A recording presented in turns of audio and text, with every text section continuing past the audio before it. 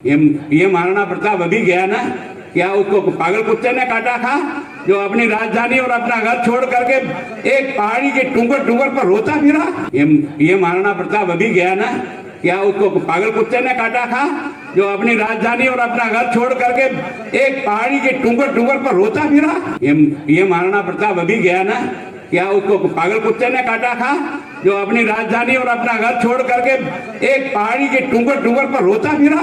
देखन में छोटे लागे घाव करे गंभीर। हम बात कर रहे हैं शब्दों की, उन शब्दों की जो हम बोलते हैं और उनको उपयोग में लेते हैं, लेकिन वो शब्द कई बार इतना ज़्यादा गंभीर घाव कर जाते हैं, कई बार गलत शब्द निकलने पर रिश्ते इस हद तक खराब हो जाते हैं कि उन्हें दोबारा से सही कर पाना संभव नहीं होता। और खासकर अगर कोई जनप्रतिनिधि इस तरह के शब्दों का उपयोग करे, इस तरह के गलत शब्दों का उपयोग करे, तो उसके बाद सवाल खड़े होते ही हैं। नमस्कार, मैं हूं छवि अवस्थी और आपने देखना शुरू कर दिया है द एंगल। दरअसल हम बात कर रहे हैं गुलाब चंद कटारिया की, भाजपा के वरिष्ठ नेता, लेकिन उनके मुंह से जिस तरह के शब्द निकले हैं, जिस तरह के वाक्य निकले हैं, उसके बाद अगर उसे कोई इंसान सुन ले तो उसके बाद साफ तौर पर सवाल खड़े करेगा कि इस वरिष्ठता पर क्या इस तरह की भाषा शोभा देती है।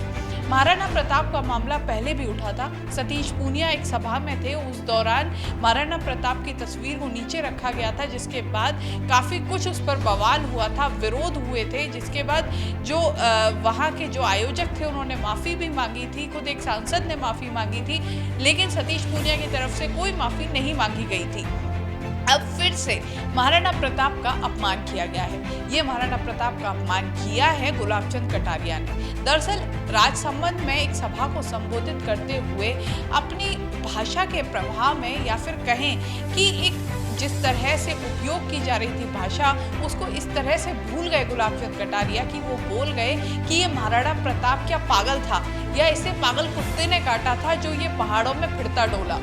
ये कहना है गुलाब चंद कटारिया का उस महाराणा प्रताप के लिए जिसके नाम से वीरता की शपथ ली जाती है, जिसके नाम के व्याख्या आज भी किए जाते हैं, जो राजस्थान का गर्व है, जिसको राजस्थान की शान कहा जाता है। ऐसे महाराणा प्रताप के लिए जिस तरह की लाइन उपयोग में लाई गई है, जिस तरह का वाक्य उपयोग में लाया गया है, पहले आप उसे सुनिए और सुनने के बाद खुद फैसला कीजिए। ये महाराणा प्रताप अभी गया ना, क्या उसको पागल कुत्ते ने काटा था जो अपनी राजधानी और अपना घर छोड़ करके एक पहाड़ी के टुंगर टुंगर पर रोता फिरा। आपने सुना किस तरह से महाराणा प्रताप के लिए कहा गया है गुलाब चंद कटारिया की तरफ से। गुलाब चंद कटारिया ने तो यहाँ तक कह दिया कि वो महाराणा प्रताप क्या पागल था, उसे क्या पागल कुत्ते ने काटा था।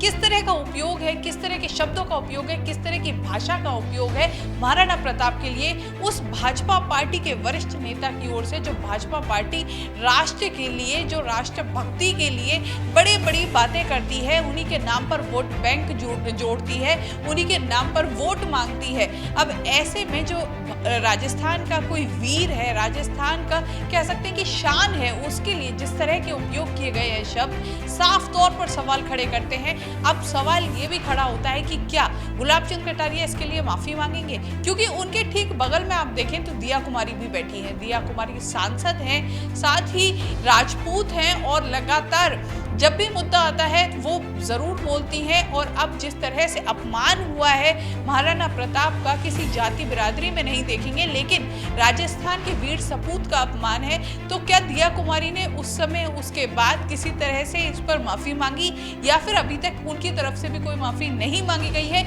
ये भी बड़ा सवाल है। क्या दिया कुमारी ने उस जगह गुलाब चंद कटारिया को रोका, या फिर बाद में उन्हें समझाया, या फिर बाद में अपनी तरफ से कोई माफीनामा जारी किया?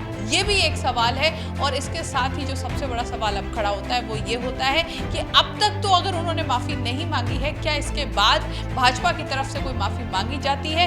क्योंकि जिस तरह से महाराणा प्रताप का अपमान हुआ है, निश्चित तौर पर ये आने वाले समय में एक बड़ा बवाल कर सकता है, क्योंकि हाल ही में सतीश पूनिया की तरफ से जिस तरह से अपमान हुआ, जिसके बाद माफी मांगी गई थी सीपी जोशी की तरफ से, भाजपा के सांसद हैं, उन्होंने माफी मांगी थी, क्योंकि उस समय वो आयोजन करता थे, कार्यक्रम में मौजूद थे।